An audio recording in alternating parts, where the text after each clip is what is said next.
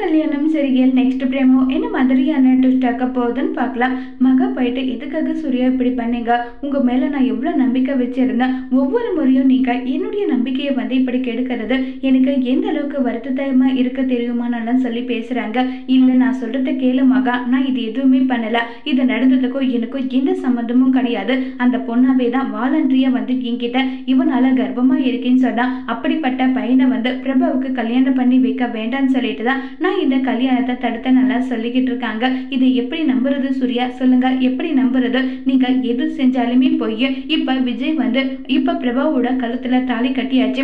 இப்ப பிரபாவும் விஜய் ரெண்டு பேருமே ஜெயிலுக்கு போயாச்சு. அனாமிகா இந்த டைவர்ஸை எங்களுக்குள்ள நடக்கல, இது கோர்ட்டே வேண்டாம் இல்லைன்னு சொல்லிட்டு நிராகரிச்சிடுச்சு. இப்ப அவங்க ரெண்டு பேரும் புருஷன் போட்டாட்டி நிகழ்ச்சியோட வாழ்க்கைக்கு அப்ப என்ன கேதுன்னு சொல்லி கேக்குறாங்க. சூர்யா யோசிச்சு, இங்க பாரு, எதா இருந்தாலும் என்ன ஏதுன்றத விசாரிச்சு இது ஒண்ணும் பண்ணலாம், இதுக்கு மேல விசாரிக்க என்ன இருக்கு? இப்ப என் தங்கச்சியோட வாழ்க்கைக்கு என்ன வழி? ஒரு வேலை கோர்ட்ல அனாமிகாவும் விஜயும் பிரியக்கூடாதுன்னு தீர்ப்பு வந்துடுச்சுன்னா அப்ப என்னுடைய தங்கச்சிக்கான வழி என்ன? அவ வாழ்க்கை இப்படிதான் வீணா போகுமா சொல்லு? அவ விஜய காதலிச்சதை தவிர வேற என்ன தப்பு பண்ணா? அவளுக்கு எதுக்காக இப்படிப்பட்ட தண்டனைன்னு சொல்லி ரொம்பவே கோபப்பட்டெல்லாம் பேசிட்டு இருக்காங்க. சூர்யாவுக்கு என்ன சொல்றதுன்னு தெரியாம ரொம்பவே வருத்தத்துல இருக்காங்க. அதோட இந்த பிரமவை முடிச்சிருக்காங்க.